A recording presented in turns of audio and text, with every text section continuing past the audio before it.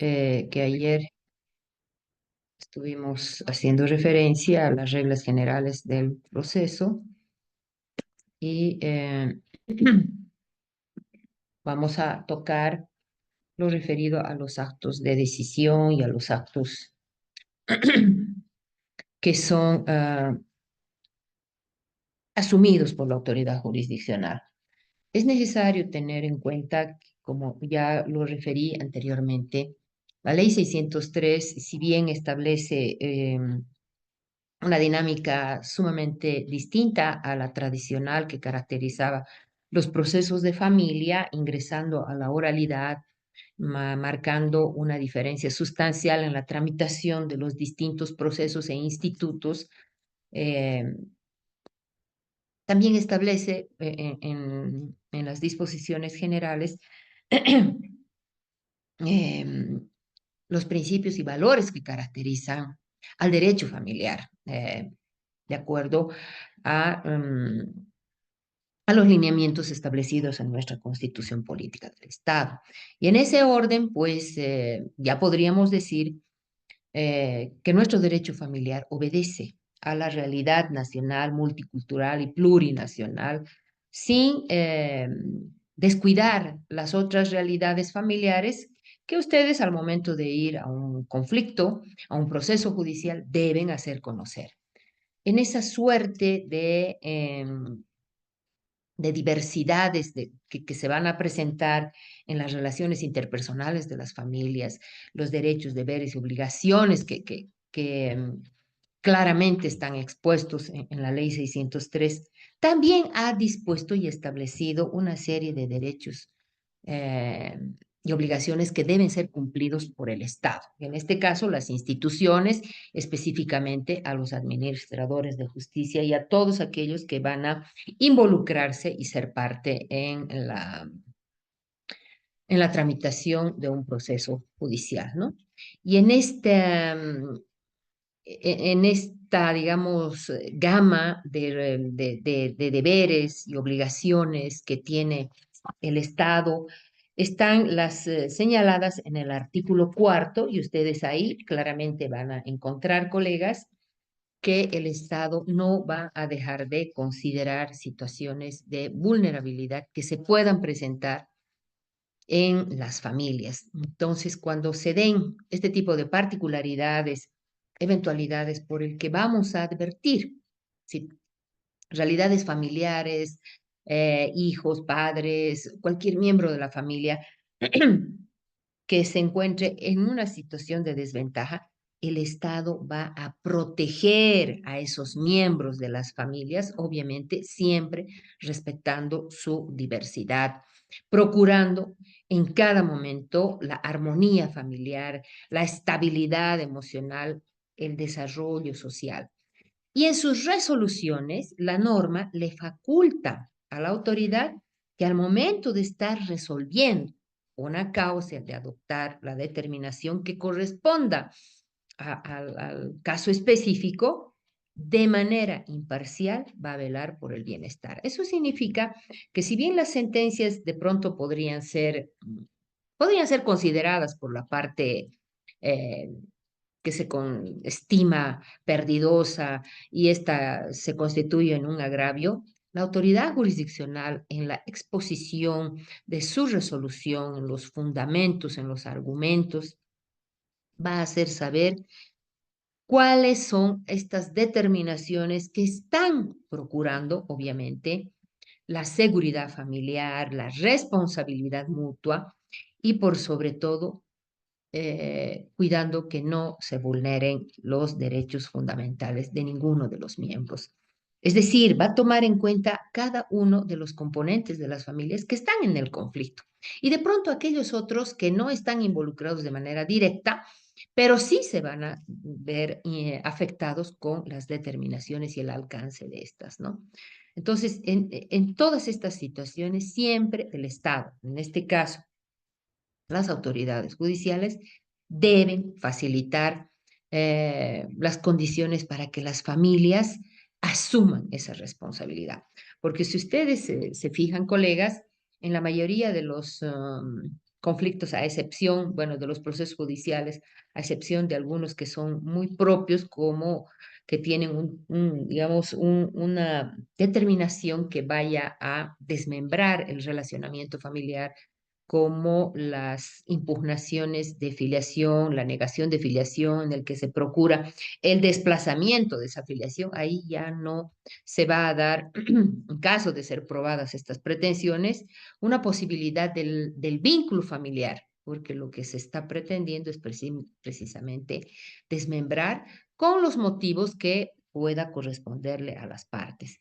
Pero al margen de aquello, independientemente de cómo vaya ser la pretensión de la parte, el juez va a velar que aquel que se resultare afectado con una determinación la cual se le excluya el apellido, vea el mecanismo de que mantenga una identidad y que ésta no sea afectada por esa situación que ha resultado ajena a su propia voluntad.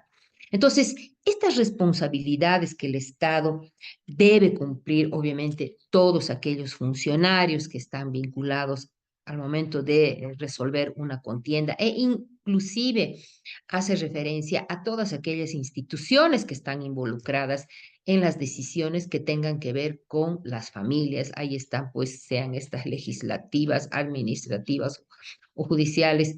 Y en este campo también ingresan las defensorías, los servicios técnicos, los trabajadores sociales, y ahí está inclusive la fiscalía, porque va a tener su momento seguramente de responsabilidad cuando se vaya a derivar un caso que haya sido advertido por la autoridad jurisdiccional que se trate de violencia. Entonces, todas estas autoridades que van a estar vinculadas a conocer situaciones que afecten a las familias, van a darle una prioridad inmediata en su tramitación, más aún si se trata de miembros de las familias que puedan estar catalogados como los sectores vulnerables o más afectados y no tienen posibilidad de defenderse. Entonces, en este tipo de realidades que se van a presentar, y que eso es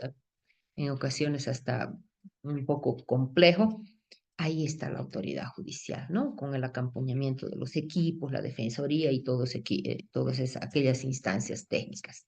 Y en el aspecto jurisdiccional, la norma también ha dispuesto, ¿no?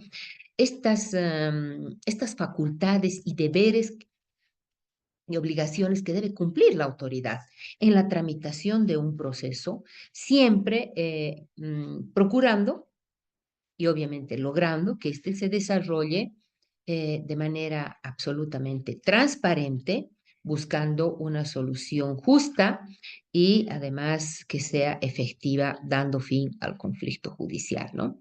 El artículo 231 de nuestro código involucra que el juez tiene el deber de cumplir todas estas responsabilidades, ¿no? Que los procesos lleguen a su fin conforme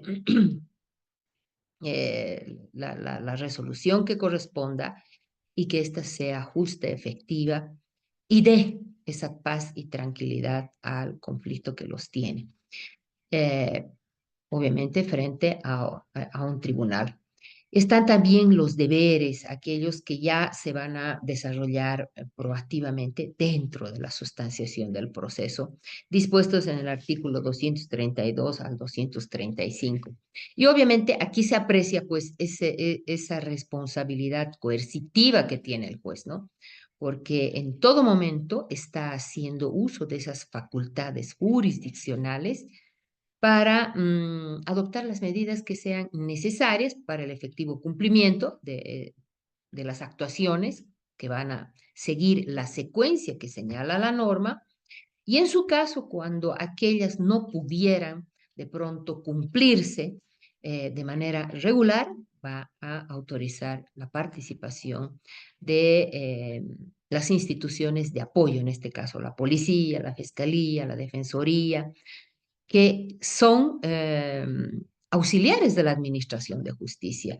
Y pues familia está muy involucrado con lo que es los juzgados de la niñez, las fiscalías, bueno, la Fiscalía de Niñez en situaciones complejas que se pueda advertir, la Defensoría de la Niñez, los servicios legales integrales, la misma policía en la Brigada de Protección a la Familia, también los centros de salud que cumplen una función importante cuando se trate de situaciones complejas en las que está atentándose a la vida y a la salud de las personas. Entonces, lo que se va a procurar es que todas estas instituciones que apoyan a la Administración de Justicia cumplan estas determinaciones y se conviertan en ese medio de facilitar el cumplimiento de una resolución judicial. Y entre estos, ya intraprocesal, tenemos pues que el juez va a concluir el proceso una vez iniciado, va a estar atento a esas actitudes que en ocasiones se presentan, y ayer ya lo dijimos, ¿no? Hay nomás algunos comportamientos en los abogados que tratan de entorpecer el normal desarrollo del proceso con la tramitación o planteamiento de incidentes que lo único que van a originar es, obviamente, pues una demora, porque hay que atender y resolver estos incidentes, pero no van a impedir que se llegue a una resolución final. Y también ayer vimos la oposición de las excepciones, que son mecanismos de defensa que le permiten al demandado asumir una posición y en su caso también frenar el avance de una demanda, porque ya aquello estaría definido cuando concurren los presupuestos que respaldan perfectamente esas excepciones. Pero lo que va a tomar en cuenta la autoridad jurisdiccional es la actitud desleal de la parte al desarrollo regular del proceso, el fraude procesal, ¿no? Que se actúe en colusión, en absoluta deslealtad, faltas a la ética, con una actitud temeraria, pues, y en este tipo de comportamientos, eh, un ejemplo sería el planteamiento de un incidente rechazado este, se viene otro rechazado este. Entonces ya aquí se verifica una actitud de bastante reincidencia y temeraria, ¿no? Que el fin no es pues lograr la resolución de la contienda, sino por el contrario, no permitirla avanzar e independientemente de cuál fuera el trámite, se está obstaculizando el reconocimiento de un derecho que ha sido demandado. Bueno, pues en este caso, pues ahí se va a sancionar, el juez tiene las facultades que respaldan para sancionar, imponer multas, imponer sanciones y en su caso, si advierte que aquello definitivamente está eh, incidiendo en una actitud ilícita, pues va a remitir al Ministerio Público. Entonces, estos deberes que la ley le faculta, que deben ser cumplidos por los jueces, están encaminados precisamente para que el proceso llegue a una resolución que sea justa y además que sea lo más celera y absolutamente imparcial, en la que se estén definiendo los derechos, las responsabilidades, las obligaciones de las partes y esta sea claramente entendible, el juez se dirige hacia las partes, ¿no? Otras de las responsabilidades, y ustedes lo han debido seguramente pues conocer, en el inicio de toda actuación judicial, la autoridad hace conocer cómo se va a desarrollar esa actuación procesal, si de pronto es una audiencia presencial, si es una audiencia virtual, una actuación de inspección. Entonces, hace conocer la forma como se va a desarrollar. En algunos casos puede también prescindir la presencia de las partes y de los abogados cuando se trate de escuchar la versión de los menores de edad y aquello podría ser un poco intimidante. Entonces, hará las explicaciones necesarias para que los sujetos procesales conozcan, ¿verdad? Cuál es el desarrollo de la dinámica que se va a cumplir. Y obviamente, cuál es el fin, ¿no? El propósito. Y ustedes han visto que, conforme señala el proceso extraordinario y el ordinario, la autoridad judicial cumple una serie de etapas para que las partes tengan su participación y en su caso, procurando la posibilidad de arribar a un acuerdo con la conciliación, que es intraprocesal, no se tiene esta posibilidad de hacer una conciliación previa, pero esta no está limitada. ¿Por qué? Porque se tiene, digamos, este propósito de darle esa paz social a los contendientes, porque son familia, ¿no? Tienen una vinculación muy directa por la familiaridad, las relaciones de parentesco, todo aquello, y no puede la autoridad judicial conflictuar más. Porque tarde o temprano se van a encontrar al final del camino, saliendo de la sentencia, saliendo de la apelación o de la casación, siguen existiendo esos lazos familiares. Entonces, va siempre a incidir en que la solución de esos conflictos siempre vaya por la vía de la mediación, por la vía de la conciliación. Y si esto de pronto es una forma de resolver, pues el juez va a tener que flexibilizar la rigurosidad del trámite con la suspensión de plazos y agotar la conciliación. Esto es un deber que caracteriza al juez precisamente para que se logre esa paz social y en su caso, cuando se está desarrollando el proceso de manera regular, siguiendo pues toda la dinámica que establece nuestra norma, buscar la tutela efectiva, ¿no? Del derecho material. Y ahí pues sancionar o dictar la sentencia con absoluta certeza, definiendo los derechos y obligaciones de las partes. La forma de comportarse de los jueces en este tipo de actuaciones tiene que ser educada, tiene que ser clara, concreta. En su caso, evitar algunos tecnicismos jurídicos porque se dirige a las partes. Los abogados pues, entienden perfectamente y pues son las partes las que deben comprender cuál es el propósito que tiene la autoridad.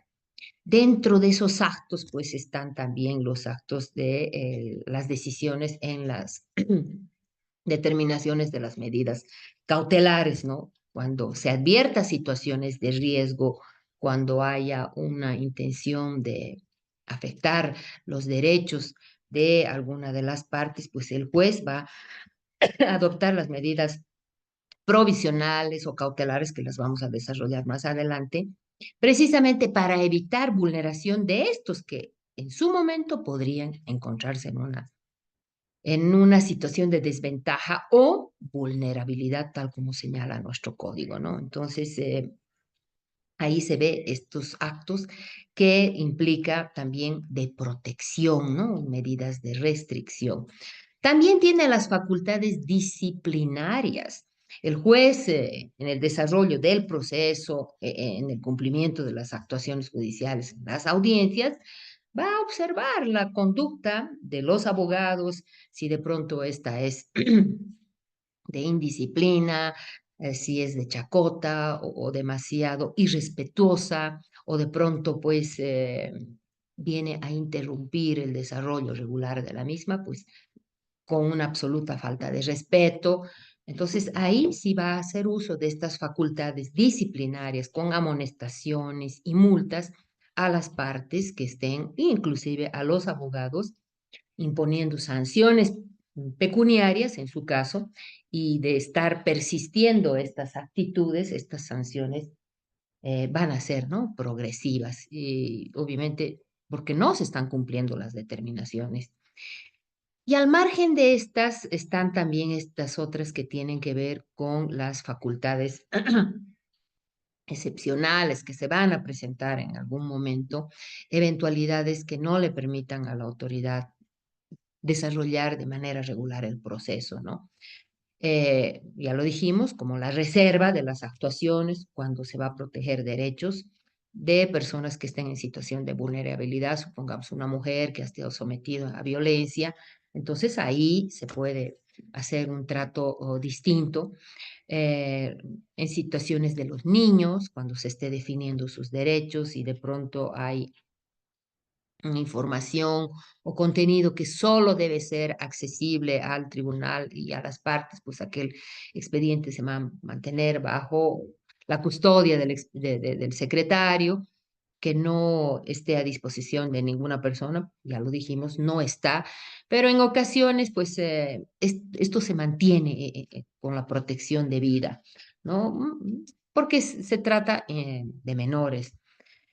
Em, la facultad que tiene también la autoridad de ampliar los plazos. Ustedes saben que los plazos son muy, muy, muy breves, muy cortos, y en ocasiones, cuando se está resolviendo una situación en particular que sí la tenemos muy frecuente en las guardas o en los regímenes de visita, se ordenan las valoraciones por el equipo interdisciplinario. Y cuando se hace este tipo de valoraciones, pues si estamos trabajando con la instancia técnica o estamos trabajando con la Defensoría de la Niñez de acuerdo al volumen de trabajo y realmente la excesiva carga que tienen estas, no llegan a cumplir en los tiempos y en los plazos que han sido otorgados por la autoridad. Entonces, en este tipo de casos que se vaya a presentar, el juez va a conceder un plazo prudencial para que se cumplan las mismas, en su caso se complementen si fuera así, y se desarrollen las entrevistas, las valoraciones, diagnósticos que tenga que hacer, porque sobre esa base es que el juez va a definir estos derechos. Entonces, estaría justificada esta situación. También se presentan otras, de pronto hay certificaciones que deben llegar, supongamos que es sobre la titularidad de algún bien y aquello está dependiendo de una certificación o de un trámite administrativo o un informe especializado, un avalúo. Todo aquello va a ser analizado por la autoridad y si estos son pertinentes, necesarios para el pronunciamiento de la sentencia, en ese caso, entonces no podríamos llegar a dictar una resolución si aquellos elementos no están eh, en el expediente. Entonces, va a ampliar de manera fundada los plazos eh, para pronunciar la misma o en su caso va a suspender los plazos. También se puede suspender los plazos cuando las partes piden, ¿no? En muchas ocasiones prefieren darse un tiempo para ver si logran algún entendimiento, un acuerdo y ya presentar después el acuerdo conciliatorio que tenga que ver con derechos disponibles, pero en muchas de estas está el tema de la asistencia familiar, sobre el monto, los tiempos de la guarda, la visita y todo aquello que las partes pueden hacerlo porque son padres, son familia, ¿verdad? Por un lado. Y por otro, ustedes saben que todas estas determinaciones que tienen que ver con asistencia familiar, guarda y el régimen de visita, pues no causa estado.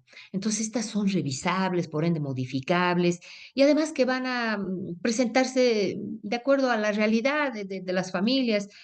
Se logra muy buenos acuerdos. Y en otros, que me ha tocado conocer a algunos, pues hasta se da una especie de convivencia, perdón, y hacen una especie de reconsideración, vuelven a la armonía, a la convivencia, si bien ya pueden estar divorciados, pero se dan estos acercamientos. Aquello el juez también no puede dejar pasar por alto, tiene que entender que son familia, que mal o bien están logrando un entendimiento por el bienestar de sus hijos. Entonces, va a tomar estas determinaciones que sean adecuadas al desarrollo armónico, la paz social, el bienestar de las familias, esa responsabilidad mutua que ayer la hicimos referencia. Entonces, el juez no es el que con sus determinaciones va a destrozar familias, va a divorciar familias. En muchos procesos de divorcio, colegas, les comento, que estando para la ratificación del divorcio, muchos litigantes han referido que no desean divorciarse y que, bueno, querían simplemente un cambio en la actitud de sus parejas, pero han meditado y esto origina, pues, como se dice, un borrón y empezar de nuevo. Entonces el juez no puede ser tan drástico y decir, no, usted vino acá y tiene que salir de acá divorciado. Las relaciones familiares, en cierta manera, exige pues una especie de especialidad en la comprensión sobre el comportamiento de las personas, de las familias y de la diversidad de costumbres, de tradiciones que tienen. Entonces el juez va a ir adecuando un poco sus determinaciones a esa forma de vida. No estamos diciendo que vamos a permitir situaciones reprochables, pero en ocasiones pues se dan esta suerte de planteamientos, de situaciones inesperadas, hasta nos vienen estando divorciados con un embarazo, un bebé, eh, cosas que no las puede limitar la autoridad porque las relaciones interpersonales después de concluido un proceso sigue, ¿no? Como se dice, la inercia de la voluntad de las familias y ya cuando aquello se complica vienen con el conflicto o si no se olvidan y de pronto uno no sabe en qué está aquella situación. Entonces, siempre se recomienda, y ustedes seguramente lo van a escuchar, los jueces les advierten a ustedes cuando se trate de este tipo de derechos, deberes y obligaciones, hagan conocer al juzgado si de pronto han logrado un entendimiento, no necesariamente que origine una reconciliación o convivencia, pero si de pronto ha mejorado el diálogo, hay un buen entendimiento, entonces estos deben ser comunicados al juzgado, porque ahí lo tenemos al expediente y de pronto sin movimiento. Entonces, para que se sepa y se conozca, en muchas ocasiones ya nos hemos enterado hasta que ha fallecido el beneficiario, que ha fallecido la parte, y hay todo un silencio. Entonces, para cerrar estas responsabilidades que han sido dispuestas por la autoridad jurisdiccional, es necesario hacerlas conocer. Y aquellas en las que definitivamente no hay esa posibilidad, el diálogo no prospera, pues en estos casos, colegas, lo que queda es pues procurar que el desarrollo de las mismas sean educadas, sean lo más llevaderas posibles, con la recomendación del cumplimiento de las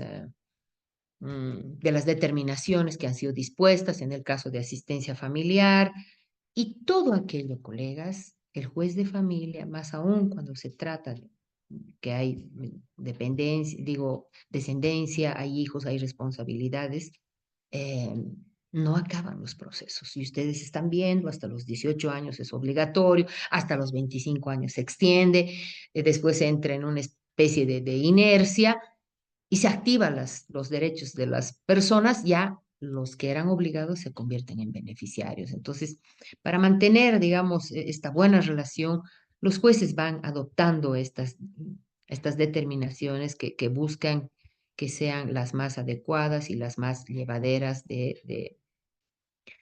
en el cumplimiento de sus deberes. Entonces, estas son facultades extraordinarias, facultades disciplinarias, eh, deberes con proactividad.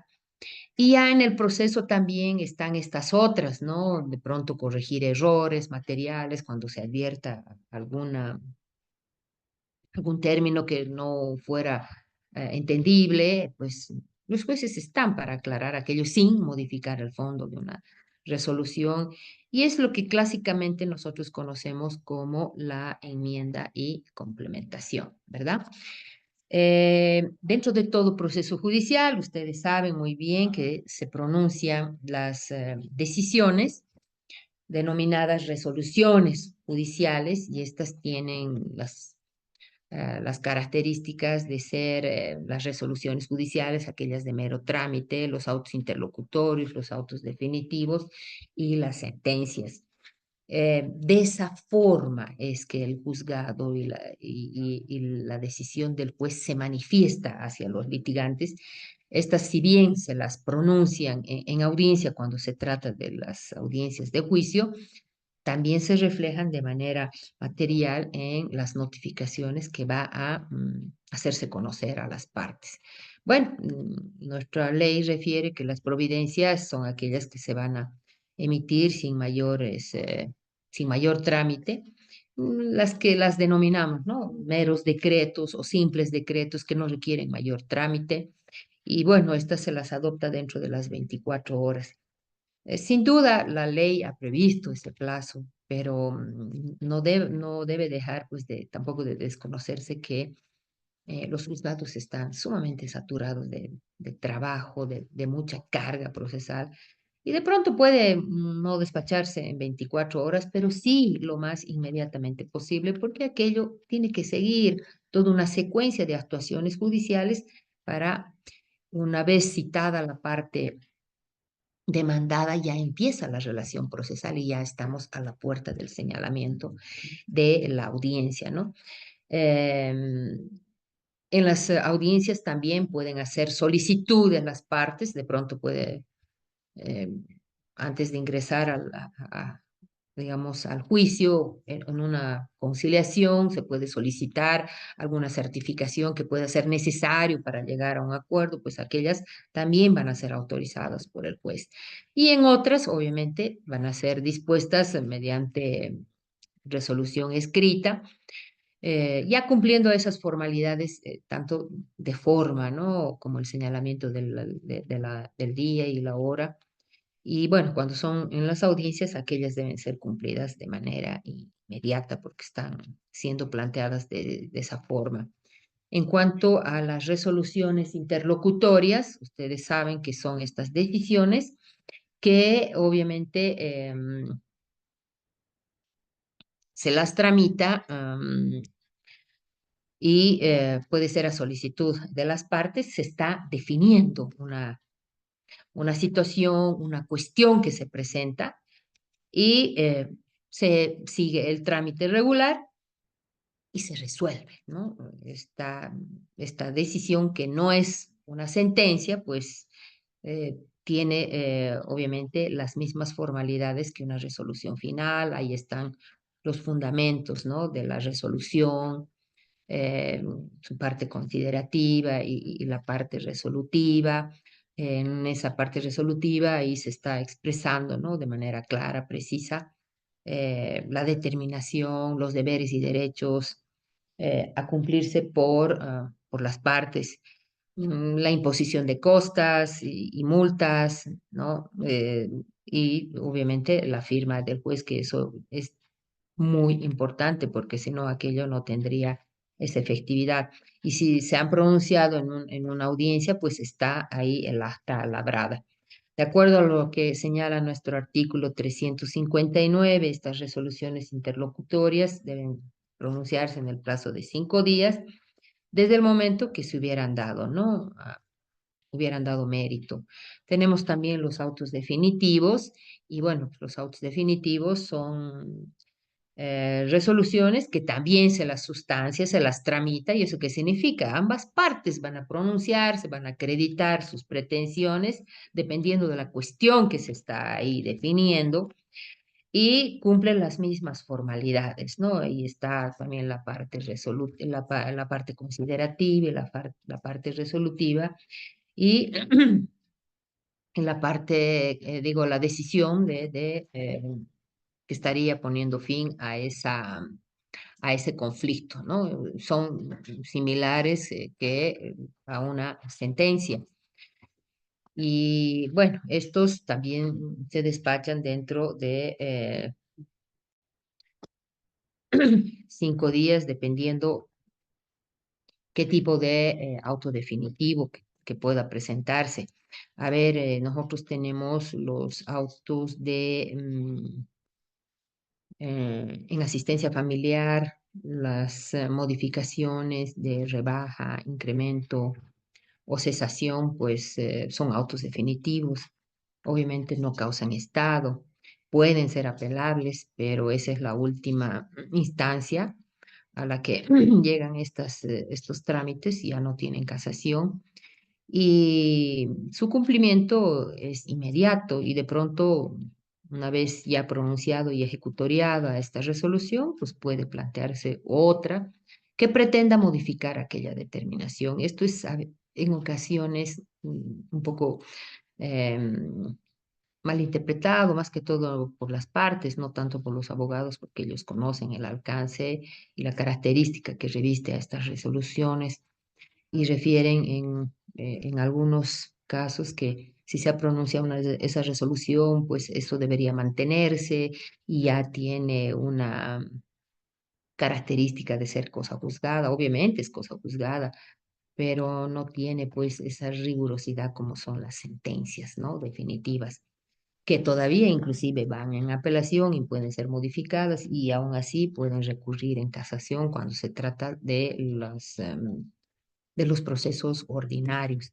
Pero estos que devienen de un proceso extraordinario que tenga que ver con los efectos colaterales en lo personal, como es la asistencia familiar y guarda el régimen de visita, son revisables, ¿no? Y en ese orden, pues no tienen esa rigidez como las sentencias definitivas, ¿no? Entonces, estas son, en su caso, a veces hasta un poquito mal entendidas por las partes y dicen, esto no debería revisarse, ya no debería volverse a tocar. No es así, precisamente la, la norma familiar es distinta en este tipo de trámites cuando se está resolviendo estos derechos y deberes y obligaciones que pueden ser modificados de acuerdo a la realidad, a la necesidad que se presente, ¿verdad?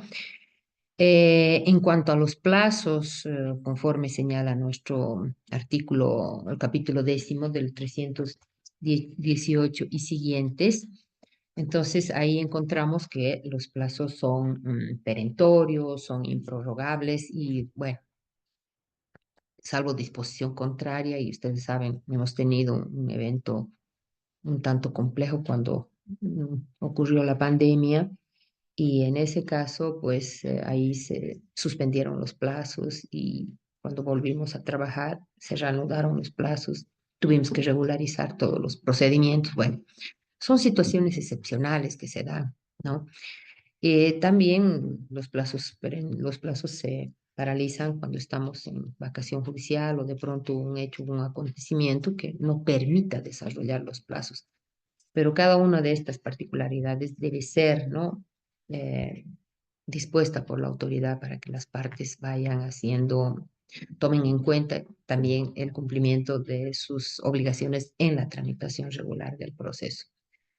En nuestro procedimiento familiar, los plazos no van a exceder más de 15 días hábiles. No tenemos como en civil que tienen un plazo mayor, el nuestro no es así. Este es el plazo máximo. Y bueno, pues, si excedieran, bueno, se va a contar los días hábiles. Y en situaciones muy, muy particulares podrían de pronto exceder. Y por eso es que se hace la suspensión de plazos para no estarnos limitando. Si tiene que llegar una certificación del exterior, aquello, entonces se suspenden plazos hasta que se cuente con aquellos elementos, ¿no? Y cuando no haya, digamos, un plazo previsto en algún trámite, pues la norma le faculta para que el juez pueda señalarlo conforme el artículo 318 y el máximo que se señala es de 5 días, ¿no? Entonces puede ser de 1 a 5 días. Los plazos comienzan pues desde el día siguiente cuando se ha realizado la citación y cuando los plazos son comunes, comienzan desde el día de la última notificación. ¿En qué casos podría darse? De pronto se ha podido suscitar este trámite de rebaja o incremento y está sujeto a digamos, al conocimiento de una valoración interdisciplinaria, psicosocial. Entonces vamos a tomar el cómputo del plazo desde la última notificación, si es que estuviera sido dispuesto por el despacho y notificado a las partes. Si ha sido en audiencia, pues ya empieza a contar desde ese momento. Está también la suspensión de plazos, que ya lo señalamos, que se van a dar en situaciones muy especiales y particulares, como estos eventos que ya los pasamos, o también cuando las partes también lo puedan solicitar, ¿no? Una posibilidad de arribar a un entendimiento. Los días y horas hábiles, que son los que se cuentan, que se trabaja en el tribunal de lunes a viernes, y los horarios de oficinas que cada tribunal va a establecer. Y bueno, pues, la norma establece un horario para las citaciones y las notificaciones, contando a partir de las 6 de la mañana hasta las 19 horas. Ahí estaría computado, ¿no? El plazo para que se pueda computar las citaciones. Y también el plazo para la distancia, digamos, para una citación se toma en cuenta de un día por 200 kilómetros y obviamente si no hubiera el transporte se aumenta un día más por 60 kilómetros. En algunos lugares, más que todo juzgados de provincia, donde hay que trasladarse a comunidades o localidades más alejadas. Estos son aspectos que son tomados en cuenta por la autoridad y se da esa posibilidad de pronto hasta para pronunciar la respuesta, ¿no? Entonces, algo que es muy, digamos, distinto al proceso civil, colegas, eh, las, digamos, los plazos de publicación de los edictos eh, no se toma días hábiles, sino el domingo. Es distinto al cómputo que se hace Rita, en materia civil.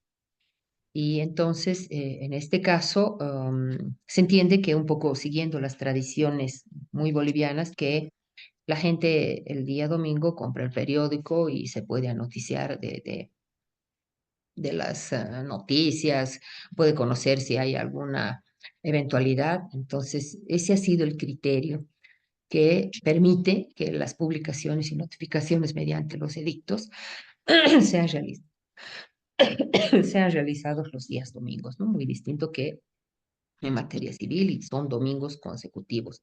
Ahora estamos utilizando el sistema Hermes, que es esa la notificación electrónica mediante el portal, en el entendido que como ya las redes sociales está cumpliendo una buena, digamos, forma. ¿Alguien tiene activado su micrófono, por favor? Si lo podríamos deshabilitar. Entonces, las redes sociales son una buena forma también de facilitar y dar con los litigantes, ¿no? Y de ese modo se enteran cuando se hacen este tipo de publicaciones.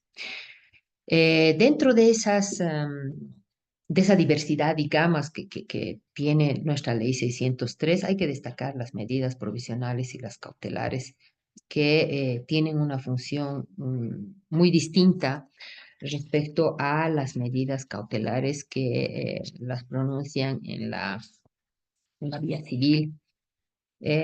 Tanto las medidas provisionales como las cautelares, sean personales o patrimoniales, no son definitivas, tienen esa naturaleza de ser provisionales, o sea, están destinadas simplemente a resguardar los derechos de las familias, ¿no?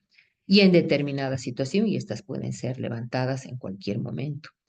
Son temporales porque lo que se busca es, digamos, proteger el derecho que se consideraría es vulnerable y se adoptan por un tiempo limitado, pueden ser ratificadas, pueden ampliarse, pueden extenderse y todo va a estar obviamente encaminado a las personas o los bienes que se pretende proteger.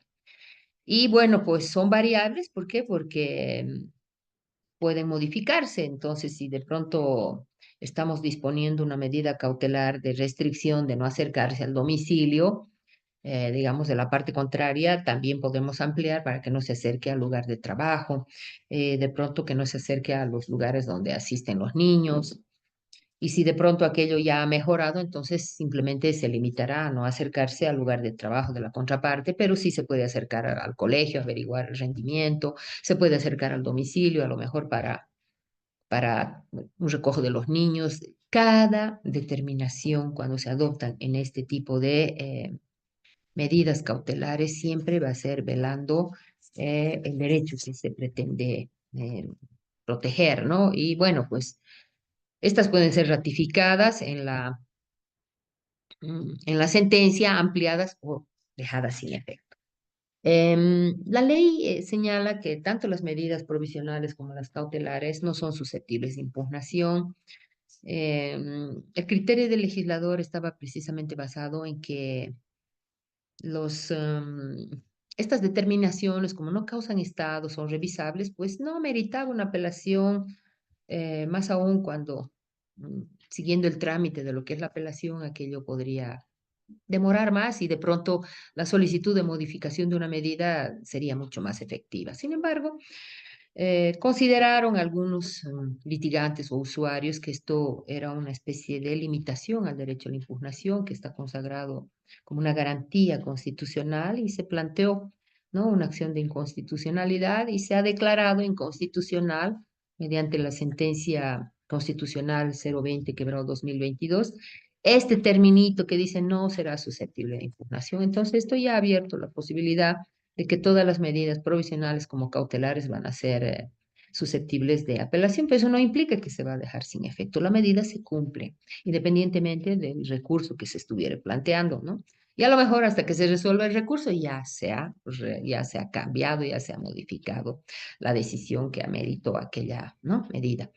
Entonces, lo que la ley le faculta al litigante es si considera que esa medida no está cumpliendo digamos, su propósito, puede solicitar otra, ya sea ampliando, y si considera que es muy excesiva, puede solicitar que se modifique para que se quede sin efecto o de pronto simplemente afecte otro tipo de derechos.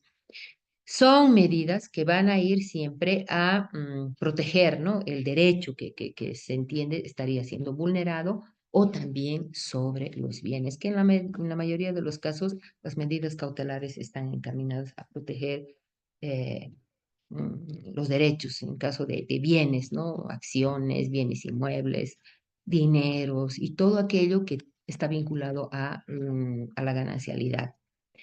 ¿Qué tipo de medidas provisionales tenemos en la 273? Bueno, dependiendo la naturaleza de la acción, em, la responsabilidad de los niños, o sea, la guarda, el monto de la asistencia familiar para aquellos beneficiarios que no están bajo el cuidado del progenitor que va a pasar la asistencia familiar. También la medida de la suspensión del régimen de visita o también de la convivencia en situaciones que amerite aquello. La separación de los cónyuges, que esto es en muchas ocasiones incomprendido porque se da el caso de que eh, en el divorcio, especialmente en las desvinculaciones de las uniones libres, lo que se procura al ya existir un planteamiento de divorcio por ruptura del proyecto de vida, colegas, pues ahí tiene nomás que ameritar un distanciamiento, no puede haber un divorcio con una convivencia en el mismo lugar ante la posibilidad que pueda darse alguna actitud de provocación o irrespeto. Entonces, es responsabilidad de la autoridad procurar que aquello no se dé. Entonces, la separación ha originado pues una serie de distorsiones, principalmente cuando se va a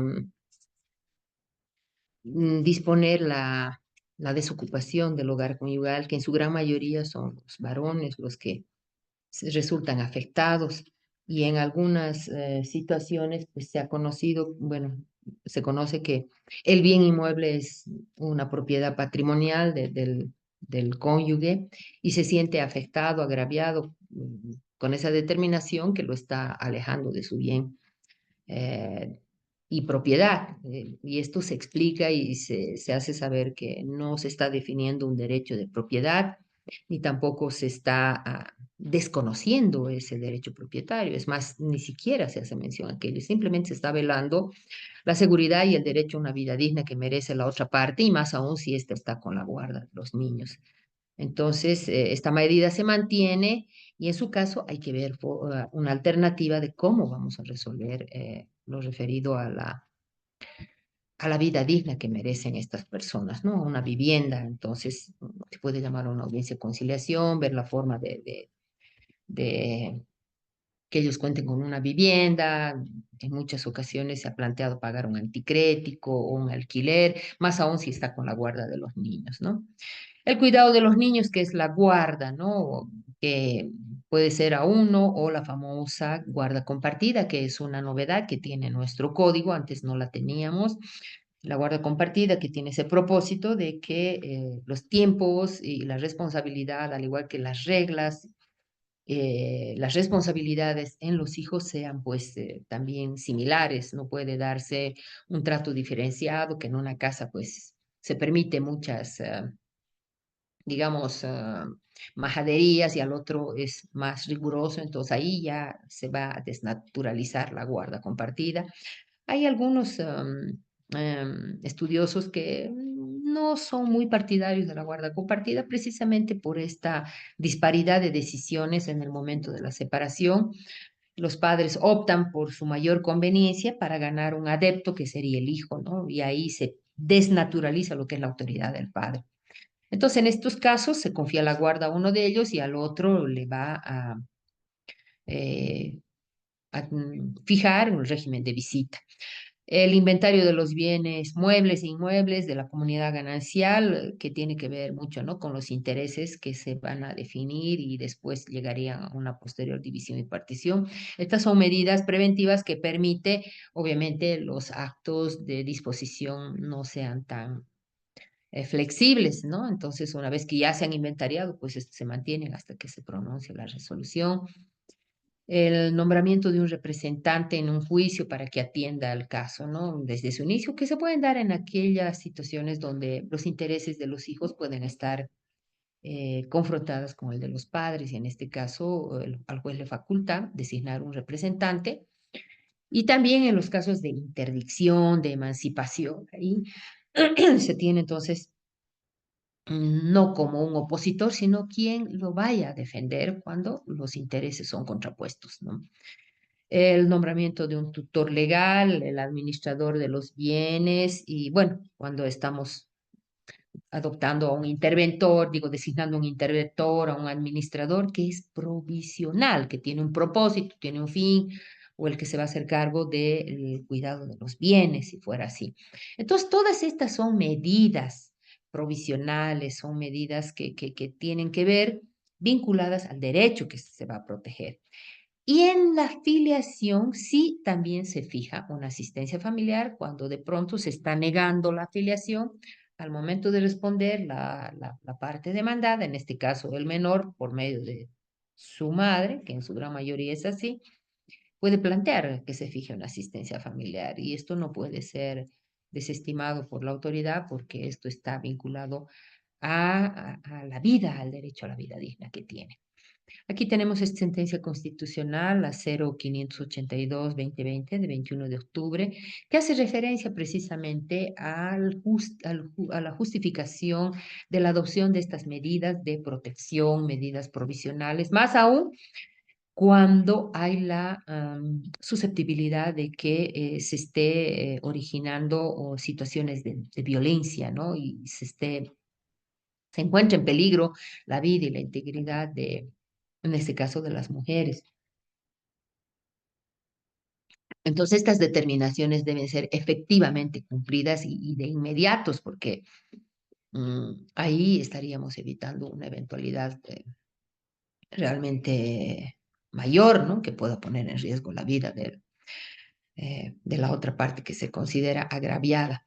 Bueno, entonces, en estos casos de violencia que andan sonando tanto en nuestra sociedad, pues los jueces están en el deber siempre de atender con prioridad y las decisiones que van a ser emanadas tienen esa fuerza ejecutiva para que sea cumplido por las autoridades del orden. Em, las medidas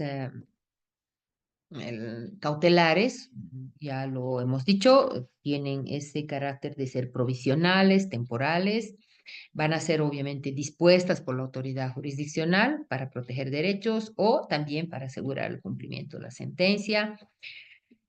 Se pueden dictar ambas medidas, tanto las provisionales, que pueden ser personales, las cautelares, que pueden ser personales y que pueden ser también patrimoniales, y tienen ese propósito, ¿no? Proteger también los bienes que están en contienda. ¿En qué momento se plantean estas medidas? Pues en todo momento, desde la demanda, la contestación, durante la sustanciación del proceso, en la misma audiencia de juicio, en el momento que se dicta la sentencia, se puede solicitar, obviamente, justificar y fundamentar a qué viene esta solicitud, ¿no? Puede ser de forma escrita, puede ser también manifestada en la audiencia o también en la etapa ya de ejecución de sentencia. La autoridad jurisdiccional va también a adoptarlas de oficio, ¿no? Como esta que hemos dicho, ¿no? En el divorcio las adopta de oficio y aquellas, pues, siempre están destinadas a proteger el derecho y la seguridad personal de los contendientes. Entonces, el momento que se requiera, pues van a tener esta posibilidad de hacer efectivo el cumplimiento de estas determinaciones. como ya señalamos hace un momento, tiene esta característica, ¿no? De la resolución se constituye en un documento de fuerza ejecutiva, o sea, si bien se dijo que no es susceptible de apelación, ahora puede apelarse, pero aquello no le va a limitar que se dé el efectivo cumplimiento y además inmediato, porque los destinatarios que deben dar cumplimiento, supongamos un banco con una retención de cuentas, retención de salarios o una notificación de arraigo, esto sí tiene que ser efectivamente cumplido por las instituciones a las cuales se estaría notificando, y además eso conlleva la responsabilidad funcionaria porque ahí se estaría limitando y afectando un derecho de las partes. Entre las cautelares tenemos las de carácter personal, las medidas de carácter patrimonial, las medidas cautelares personales. Están las que limitan el ejercicio de uno o más derechos personales, como ya dijimos, no acercarse a la casa, no acercarse al lugar de trabajo, no tener ni siquiera una relación personal por, digamos, para evitar faltas de respeto o actitudes de violencia. Entonces, la relación va a ser únicamente mediante el juzgado. Lo que se busca es aquí proteger, ¿no? La seguridad de las partes, al igual que los testigos, porque en ocasiones se ha conocido que hasta los testigos han sido intimidados y amenazados. Bueno, estas medidas van a ser dispuestas por la autoridad de oficio y en su caso también a petición de las partes, y además que esto debe estar ahí fundamentado. En las medidas cautelares, bueno, de carácter patrimonial, ya lo dijimos, pues van a verse perdón, entre las personales diré, está también las de asistencia a las sesiones terapéuticas, ¿no? Ya estas van a acompañar a la sentencia o a la resolución definitiva, ¿no? Supongamos en una guarda se ha determinado quién va a ser el responsable, pero debe ir con acompañamiento terapéutico de terapia, grupo de autoayuda, escuela de padres, entonces estas van a ser cumplidas. ¿Por qué? Porque tienen ese propósito, ¿no?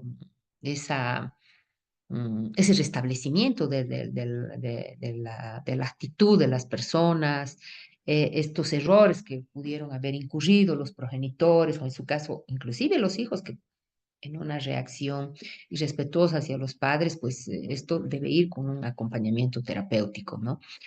Entonces, estas son medidas de mejora, de restablecimiento de las familias.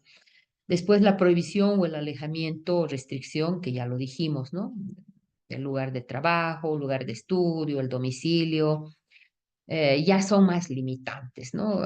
En estos casos, colegas, pues se dan cuando hay una denuncia por violencia.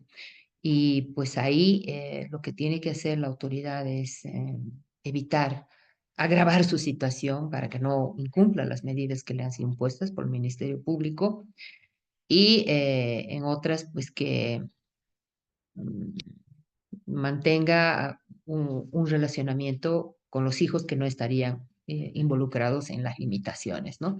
Entonces, en este tipo de restricciones vamos a tener el cuidado para que no sean afectados por una decisión de la autoridad.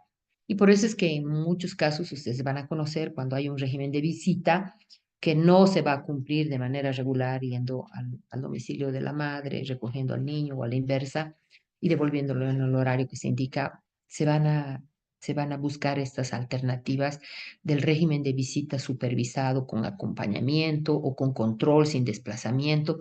Son una serie de determinaciones que la autoridad va a adoptar precisamente en pro de la minoridad y de ese relacionamiento que debe mantener. Bueno, también se dan este tipo de dificultades. Los litigantes no las cumplen y cuando no cumplen, pues van a ser pasibles a una sanción. Y en este caso, la ley ha previsto que el incumplimiento de las medidas cautelares implica el pago de una multa de medio salario mínimo nacional hasta 5 salarios. Y fíjense, mire, hasta 5 salarios, cuánto perjuicio ocasionaría si es que se sigue en esa conducta, ¿no? Reticente y esquiva. También está el apremio corporal de 2 a 5 días, ¿no? Una sanción un poquito más drástica. Y bueno, pues, y si se estaría manteniendo esta resistencia, pues el juez va a adoptar otras medidas y a lo mejor por incumplimiento de resoluciones judiciales se va a remitir al Ministerio Público, porque hay una resistencia deliberada y además manifiesta de no dar cumplimiento a una resolución judicial. Las decisiones judiciales deben ser cumplidas, deben ser acatadas por quien sea, empezando desde el ciudadano más humilde y sencillo hasta el alto dignatario de Estado que no va a estar exento de cumplir estas determinaciones, ¿no? Entonces, en ese caso, pues ahí se van a ver complicados los litigantes que puedan ser aconsejados de no cumplir. Entre las cautelares patrimoniales, ahí tenemos la notación preventiva, tenemos también el embargo de los bienes, sean muebles o inmuebles, está el secuestro de los bienes muebles, la intervención judicial, la prohibición de realizar actos de disposición y bueno, pues estas medidas están encaminadas a proteger los bienes para que no haya estos actos de disposición. Y estos son los que en ocasiones a veces origina mayor conflicto porque lo que se busca es que no haya pues, ese desplazamiento, esa desaparición. Y en ocasiones hay algunas personas que colaboran, ¿no? Para hacer desaparecer los bienes. Entonces, cuando ya se ordena el inventario y aquello se ha dejado bajo la responsabilidad de un depositario, que en su gran mayoría es el lugar donde se encuentran los mismos, aquello tiene que aparecer al momento de ya procederse a la división, ¿no? O a la devolución de los bienes. Bueno, en el caso de la retención de dineros, más que todo de salarios y aquello, pues cuando se trate de entidades financieras, hay que ser muy puntual de tal forma que no estemos afectando derechos de terceros, ¿no? Pero si digamos es de los salarios, hasta el 40% ha previsto la norma cuando se trate de asistencia familiar. Y esto también involucra eh, los beneficios que cobran los rentistas, ¿no? O sea, si se trata de asistencia familiar, se va a afectar hasta el 40%. ¿Por qué? Porque está vinculado pues a un derecho de sustento, un derecho a la vida digna. Bueno, estas son medidas que ustedes tienen que tomar muy en cuenta. De pronto encontramos que los litigantes solicitan todas las medidas cautelares personales, patrimoniales, ¿no? Y el juez puede no atender, es porque se tiene que fundamentar a qué viene esta solicitud, cuál es el propósito y el alcance de la misma.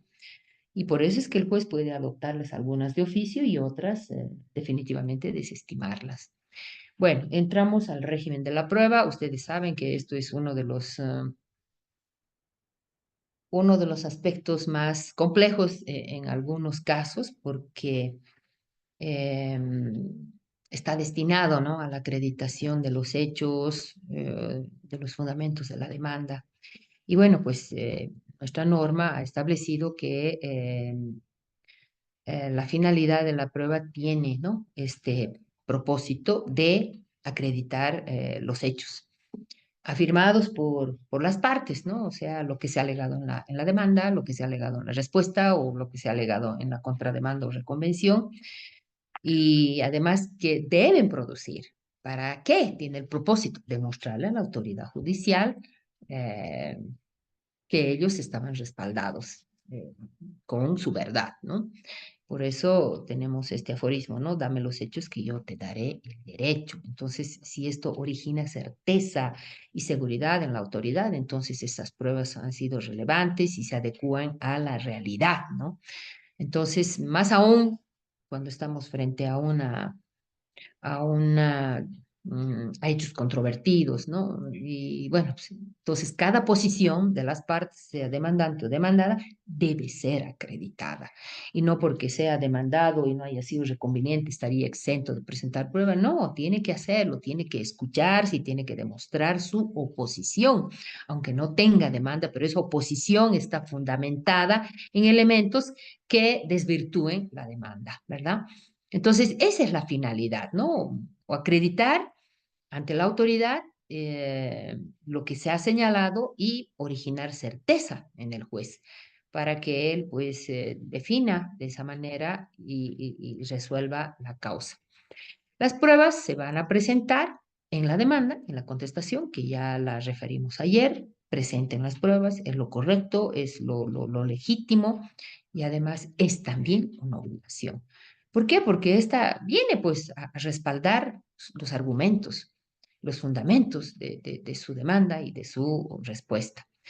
Y la norma ha establecido que cuando una prueba no ha sido presentada ni ofrecida, la única forma de ser introducida y que ésta sea acogida por el tribunal es que esté bajo esta posibilidad de que no se tenía conocimiento o que ésta recién ha llegado a su conocimiento, ¿no? Entonces, y esto va a ser bajo juramento.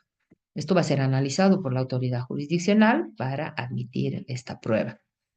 Em, También se puede prescindir de ciertas pruebas porque de pronto aquello ya resulta innecesario si la parte lo está admitiendo, ¿no? Y además los hechos que son notorios y evidentes, así como las presunciones y el derecho aplicable ya no requiere prueba, ¿no? Entonces puede ser que algunas de estas, la autoridad diga, no, vamos a prescindir de esta prueba, no es necesario, ¿no?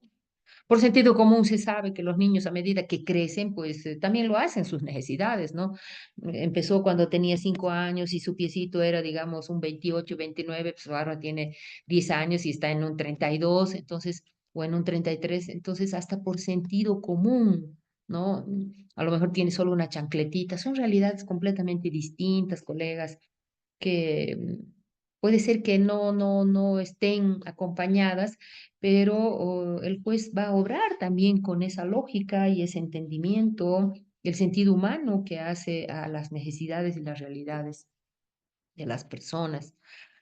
Y bueno, pues entonces en este tipo de circunstancias el juez va a eximir esa prueba y va a decir, no, esta ya es una prueba que no se la precisa, pues sí la puede devolver, o sea, no van a requerir prueba los hechos que está admitiendo. Si dice, sí, yo trabajo y gano esto, y de pronto ya no hay necesidad de pedir una certificación, si lo está reconociendo. Pero si se opone, entonces va a venir una certificación para acreditar aquello, ¿no?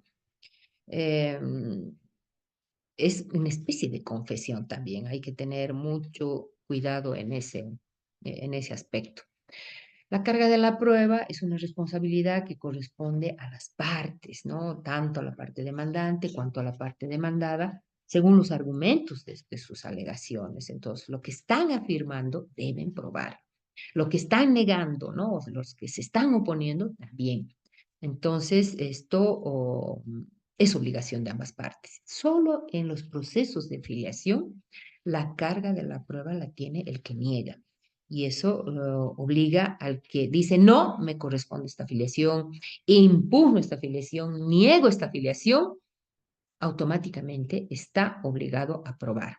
Y ustedes saben que en materia de filiación, el elemento probatorio eficaz y verosímil es la prueba de ADN. Esta es la prueba genética que nos da esa exactitud de la mm, existencia del vínculo filial, vínculo biológico de una persona en relación al inscrito o a la inscrita. Y bueno, pues el juez de pronto entre las pruebas encuentra que no hay suficientes elementos y hay necesidad de aclarar o mejorar la prueba o en su caso o que se complemente con otras certificaciones, va a disponer y autorizar la misma, ¿no? La pertinencia de las pruebas tiene que ser al objeto de la demanda y además al objeto y a los hechos que la autoridad jurisdiccional va a disponer que las partes acrediten, ¿no? Entonces, hechos a demostrar por la parte demandante, tales, tales y cuales, entonces ahí está dirigida la acreditación de las pruebas y lo propio para la parte demandada. Y bueno, pues si de pronto vienen extrañas y que sean ajenas, pues van a ser desestimadas. La norma también señala que no se admiten pruebas que hayan sido obtenidas con violación de derechos humanos y además las pruebas ilícitamente obtenidas. Y obviamente estas también van a ser desestimadas.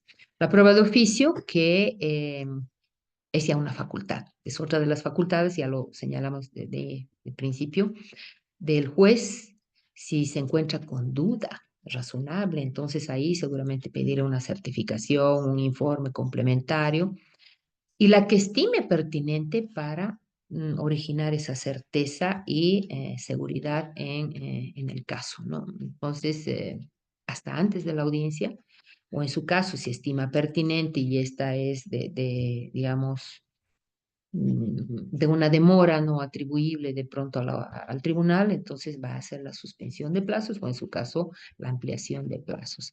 Y cuando se esté solicitando certificaciones a las entidades bancarias o entidades, instituciones públicas, pues esos informes que vayan presentando no van a ser objeto de recusación, pues que no tienen nada que ver con el objeto del proceso, se están limitando a cumplir la decisión de la autoridad.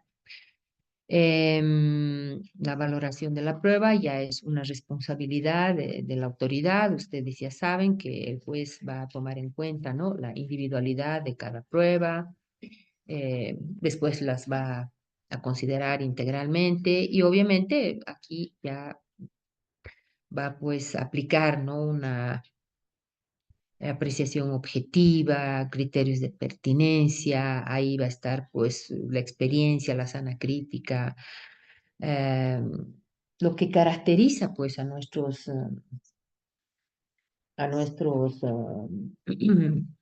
jueces, esa posibilidad que tienen de analizar la realidad, porque son hábiles, son muy hábiles nuestros jueces en la sustanciación de los procesos, en la resolución de los conflictos, y en muchas ocasiones pues está su lógica y su sentido común, pero va a señalar, ¿no?, cuáles son las pruebas que consideran son gravitantes, relevantes para esa decisión. Y bueno, dentro de todo ese bagaje tenemos la prueba documental, que ustedes ya saben, son todas aquellas que vienen a demostrar hechos, ¿no?, mediante los documentos. Y la ley ha señalado que los documentos auténticos se consideran todos aquellos que estén debidamente reconocidos, con todas las formalidades, o aquellos que han sido reconocidos judicialmente, o aquel que fue negado y reconocido judicialmente. También los que se presentan de los registros públicos, aquellos pues no admite, digamos, una duda. Ha sido presentado también en la demanda y no ha sido objetado. Ahí tienen ustedes que tener mucho cuidado porque la demanda está yendo con una prueba y ahí hay elementos que deben ser observados por la parte. Y si de pronto la parte adversa también presenta y no dice nada, pues entonces aquello es una prueba, digo, es un documento auténtico. Están también los informes y extractos de entidades públicas, los libros y documentos que correspondan, digamos, a una actividad comercial. En estos casos se va a regir un poco de acuerdo a las disposiciones del Código de Comercio. Al momento de calificar estas pruebas, el juez obviamente va a valorar y en muchos casos hay copias y estas no documentos auténticos, pueden haber copias y estas van a asignarle, ¿no?, el mismo valor si ha sido autorizado por el responsable de la custodia de las mismas. Se dice que el idioma de estos documentos debe ser presentado en español, ¿no? Y si fuera en otro idioma, tiene que hacerse traducir y, bueno, ir con la apostilla en su caso o autorizado por la autoridad competente para darle esa validez de ser em, reconocido como un documento auténtico. La confesión, que viene ya también con una calificación muy interesante, muy distinta a lo que antes se consideraba la confesión en el Código de Procedimiento Civil. Tenemos la confesión provocada, que es cuando la parte solicita, ¿no?, expresamente absolver las preguntas que están en un sobre cerrado y este sobre se presenta hasta antes de la audiencia. Antes se presentaba con la prueba ofrecida, ahora no, es antes de la audiencia. Entonces eso les da un tiempito para de pronto hasta preparar las preguntas, pero esta debe ser absuelta por la parte.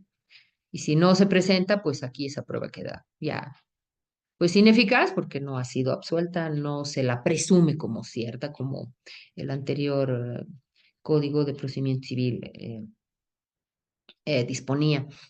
Se considera también una confesión espontánea cuando se presentan los argumentos en la demanda, en la contestación, en la misma audiencia también lo que van a manifestar. Entonces, son declaraciones que van a ser admitidas, ¿no? Bajo esta cualidad que tiene de ser confesión. Y bueno, pues esta es personal, como hemos dicho, y no se lo hace mediante apoderado. Aquí está la forma de cómo van a hacerse las preguntas. Las preguntas tienen que ser claras y concretas, nada de ser largas, extensas y además que lleven a la confusión. Y en este caso, pues la autoridad judicial va a ordenar, va a desestimar esa pregunta y va a preguntar lo que estime pertinente de acuerdo al objeto del proceso, ¿no? No tienen que ser irrespetuosas y bueno, pues cuando de pronto no se pueda entender el alcance de la pregunta, ahí está la autoridad judicial para aclararlas.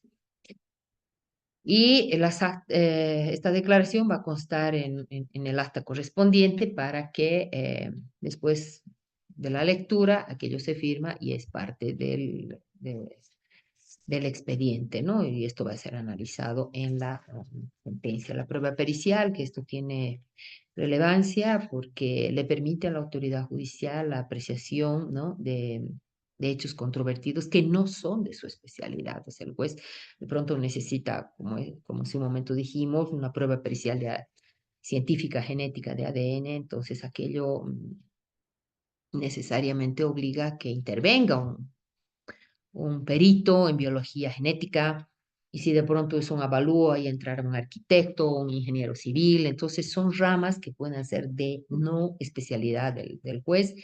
Entonces ahí se requiere estos informes técnicos y además que tengan un conocimiento, ¿no? especializado. Y se entiende que estos informes son idóneos porque viene de profesionales que son expertos en esta rama.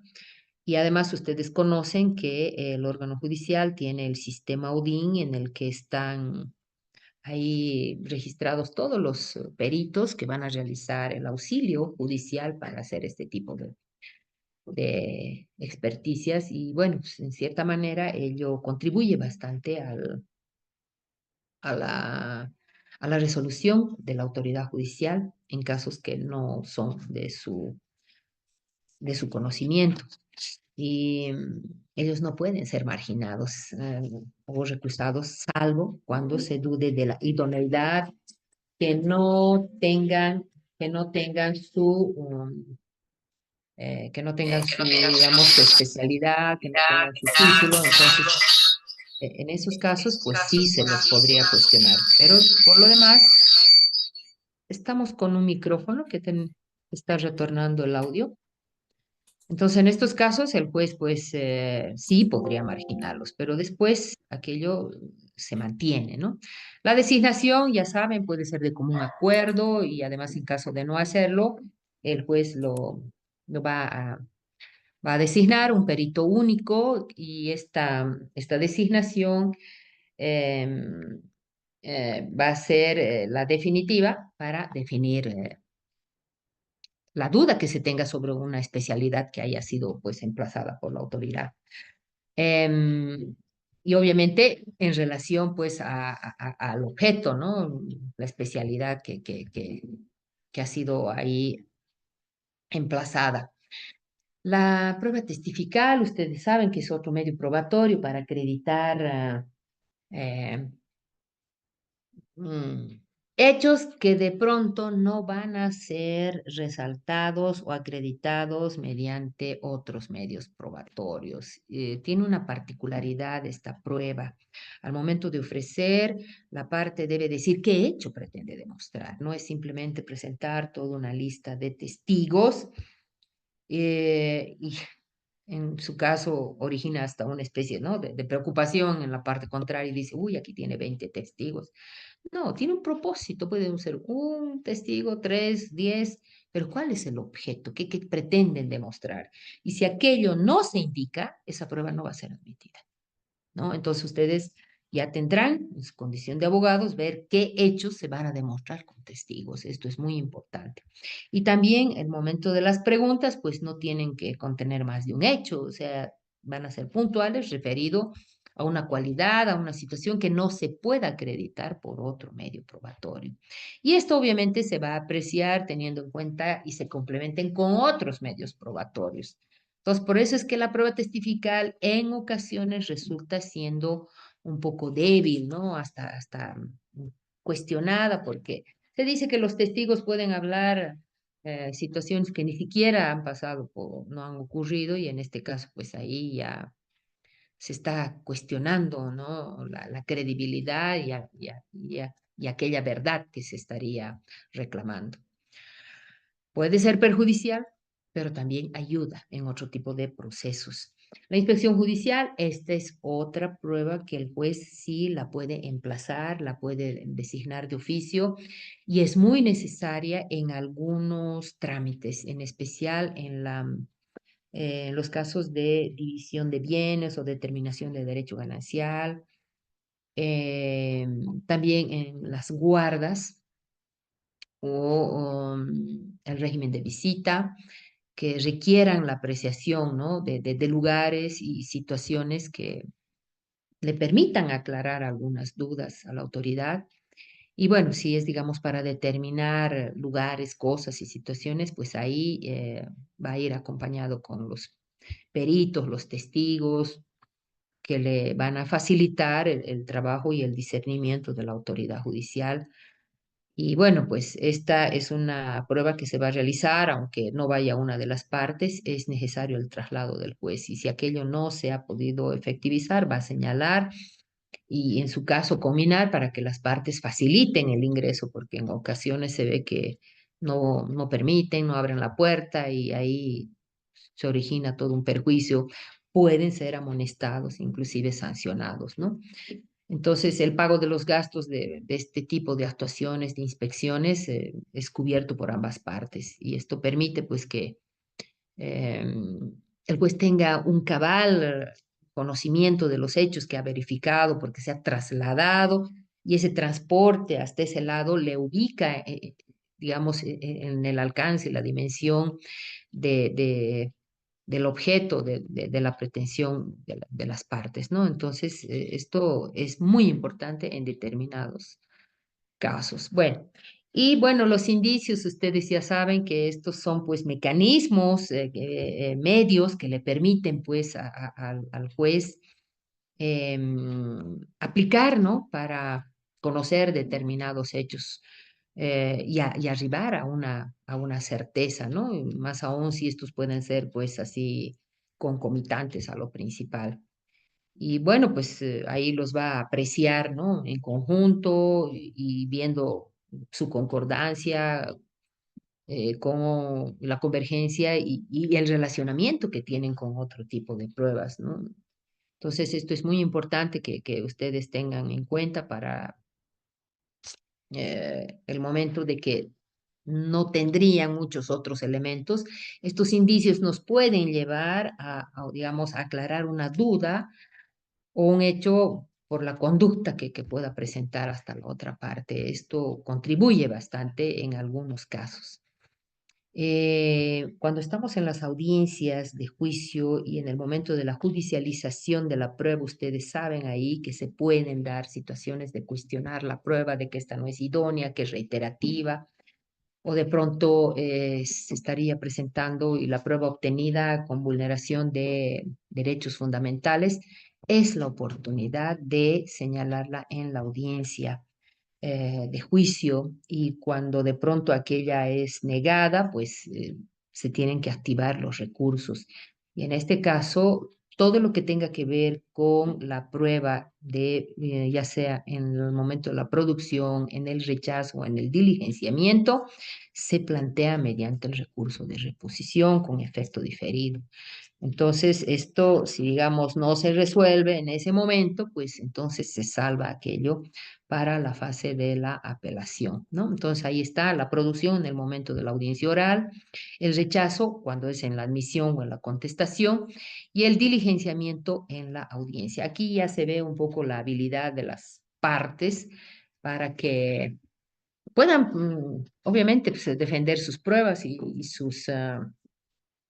mm, sus alegaciones, ¿no? Entonces, tienen que estar atentos porque puede de pronto ser desestimada por la autoridad y en este caso recién se abre pues la reposición, digo, la posibilidad de ser revisada, admitida o desestimada mediante el recurso de reposición y ya directamente sería en la apelación si es que se rechaza con la sentencia, ¿no? Bueno, aquí hemos citado la apelación en los casos de los procesos de división y partición de bienes, que ustedes saben, el trámite que se sigue en los procesos ordinarios es especial y distinto a los procesos extraordinarios y de resolución inmediata porque sigue toda una secuencia prevista en el 427 de nuestra ley y obviamente ante hechos controvertidos, ante la resolución de excepciones que se las hace en la audiencia preliminar, en la audiencia preliminar se hace la descripción de la prueba, la judicialización de la misma, el cuestionamiento a la misma. Entonces, de pronto se plantean excepciones, se pueden plantear incidentes. En esa audiencia tiene que resolverse todas y desarrollarse todas y cada una de estas actuaciones. Tal vez la declaración de los testigos o la confesión provocada se la pueda dejar para la audiencia complementaria si es que no se ha podido concluir en la audiencia preliminar. Entonces, eh, este proceso ordinario tiene esta particularidad de ser muy minucioso en cada una de las actuaciones procesales y que una vez cumplidas ya ha precluido, no se puede volver atrás, ¿no? Entonces, una vez que ya se agota la audiencia complementaria, digo, se ha cumplido las formalidades de la audiencia complementaria, la autoridad jurisdiccional va a pronunciar la resolución y después va a notificar con la sentencia después de celebrada la audiencia a los 3 días.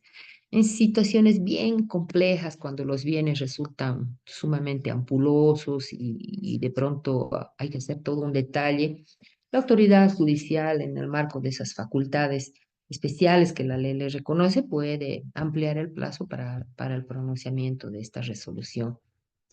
Entonces ahí ya se abre el plazo de la apelación y por eso es que hemos hecho mención a esta apelación conforme al 431. La sentencia que se pronuncia en un proceso ordinario se la debe plantear en el plazo de 10 días, que se va a computar desde el día de la notificación siguiente a la parte, ¿no? Entonces, este recurso de apelación se va a correr en traslado a la otra parte y la parte adversa tiene también el mismo plazo para que pueda responder. Ahora, en caso de que no presentara respuesta, entonces ahí se va a conceder la apelación ante el superior en grado, en este caso ante la sala correspondiente, y se remite el expediente original. Entonces, no se queda un testimonio, esto va en el efecto suspensivo, ¿no? Y bueno, pues, una vez que la sala pronuncia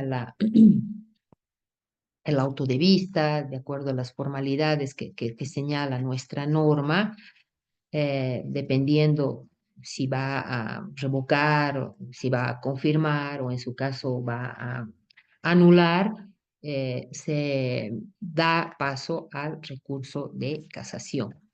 Entonces, si estamos en un proceso ordinario, conforme al 432, el recurso de casación va a proceder contra ese auto de vista en el plazo también de 10 días, que ya se plantea ante la sala, y del mismo modo se corre pues traslado a la otra parte y puede también recurrir de casación la otra parte o limitarse simplemente a responder y una vez cumplidas estas formalidades se eleva, ¿no?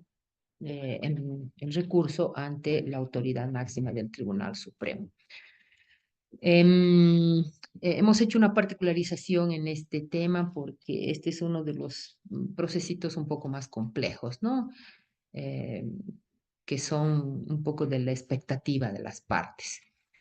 Los demás, ya saben, los recursos de los procesos extraordinarios de resolución inmediata culminan con el auto de vista que se pronuncia en las salas y no procede el recurso de casación. Bien, a ver, vamos a ver si tenemos alguna pregunta. Les voy a escuchar. A ver, aquí tenemos una que han escrito. Dice, en un proceso de asistencia familiar, la juez emitió sentencia que no favorece a la demandante. Ella desea interponer una demanda de extinción de autoridad paterna, argumentando que durante años que tiene el beneficiario, el padre es una figura ausente, por lo tanto el niño no lo reconoce como su padre, ya que éste tampoco ha cumplido con el régimen de visita. Puede prosperar esta demanda bajo esos argumentos. A ver. ¿Qué se está cuestionando en esta responsabilidad de padres, ¿no? Que no está cumpliendo sus deberes, ¿verdad? Entonces se tiene que demostrar aquello, ¿no? Eh, Tal vez no iría a la extinción, tal vez va a ir a la suspensión, porque para la extinción concurren elementos mucho más graves y complejos que tengan que ver con el peligro, ¿no? de la vida de ese hijo. Pero en este caso se puede ir, digamos, a una sanción para que este padre pueda rectificar esa conducta, ¿no? Pero se tiene que acreditar que no se estaría cumpliendo con los deberes y derechos naturales, como este que no paga la asistencia familiar, no se relaciona, y aquello debe ser acreditado. Eso no lo hacemos en familia, eso se lo hace en el juzgado de la niñez. Bien, Ariel González,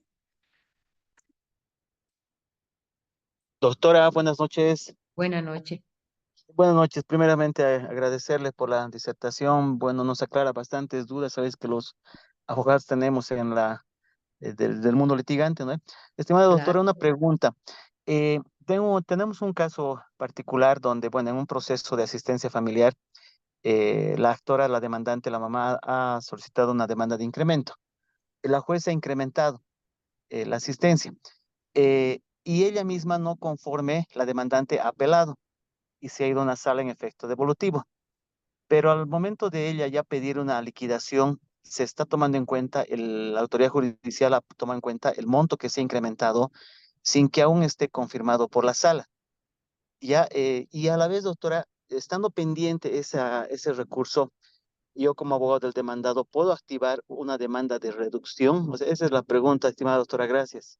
Bien, es una muy buena pregunta, Ariel, porque esto es muy usual que se presenta en los casos de asistencia familiar. Por eso es que cuando he tocado la apelación y casación de lo ordinario, esa sí va en el efecto suspensivo.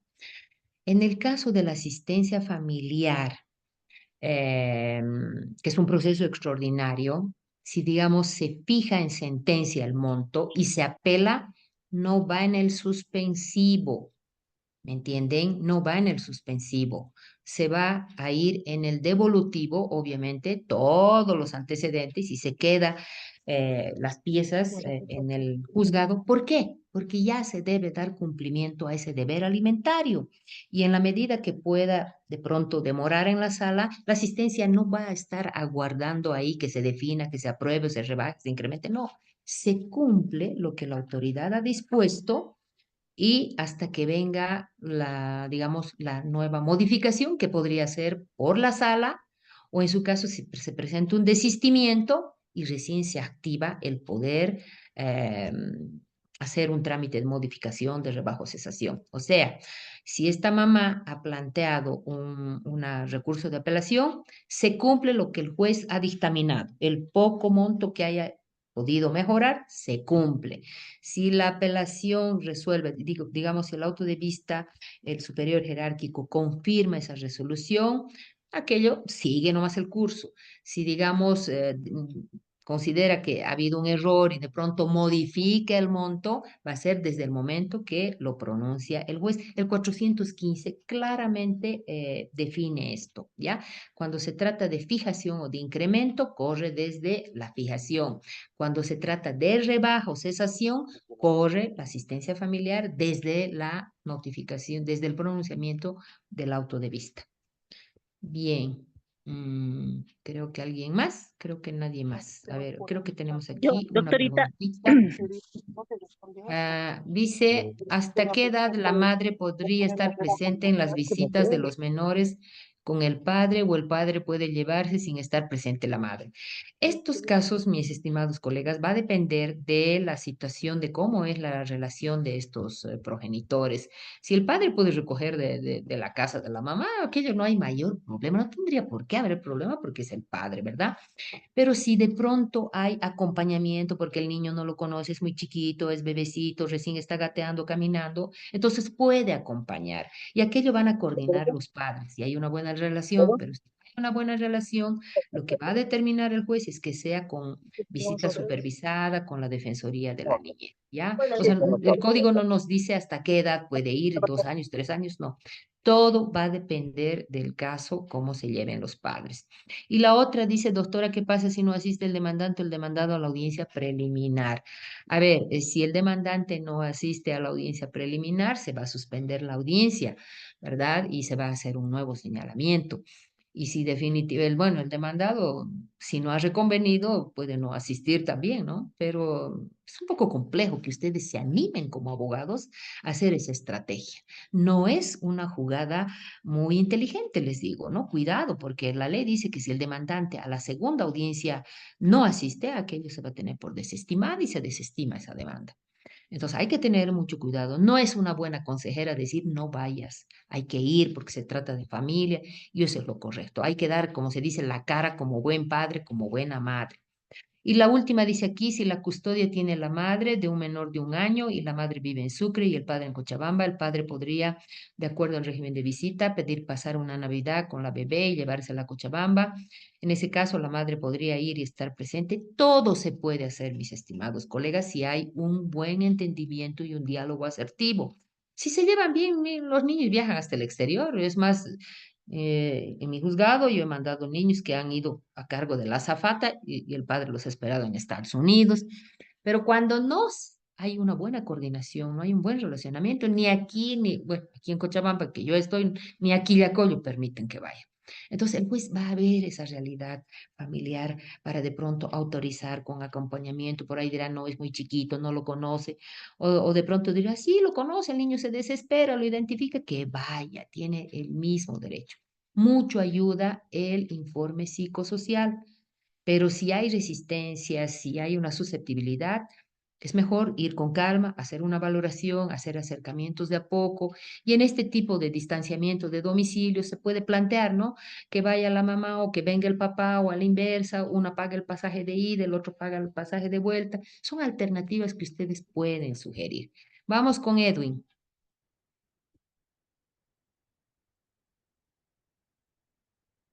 Edwin, Un segundito, ahora sí. Muchas a gracias, ver, doctor. A ver, yo tengo una pregunta que quisiera, por favor, nos absuelva. Ocurre que una niña nace y a la semana fallece su padre. Y los tíos paternos se declaran herederos y no la reconocen a la hija como la heredera legítima. Además, disponen los bienes.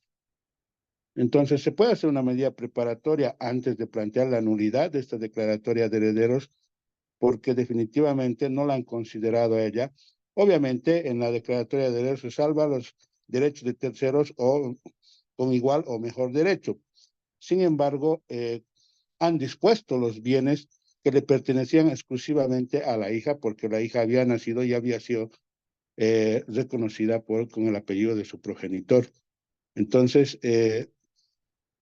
para preparar un proceso ordinario, podemos hacer esta medida preparatoria de solicitar documentación, registros y demás. Gracias. Bien, en materia familiar no tenemos medidas preparatorias. Si esa niña no ha sido inscrita, bueno, en un principio me ha dicho que no estaba registrada, que murió, pero después me dice que ha sido reconocida. Entonces, esa niña tiene todo el derecho y le ampara todo la ley para que ella pueda reclamar el derecho a la sucesión.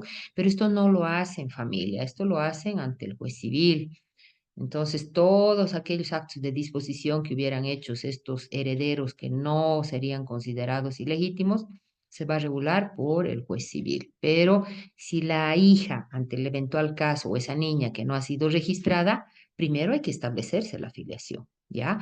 Y en este caso, si él ya está fallecido, entonces la demanda tiene que hacerse contra los herederos, ¿no? Eso sí lo dice la ley.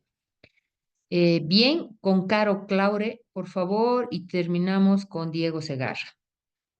Buenas noches. Buenas Doctorita, noches. hemos presentado em, incremento de asistencia familiar en el mes de diciembre.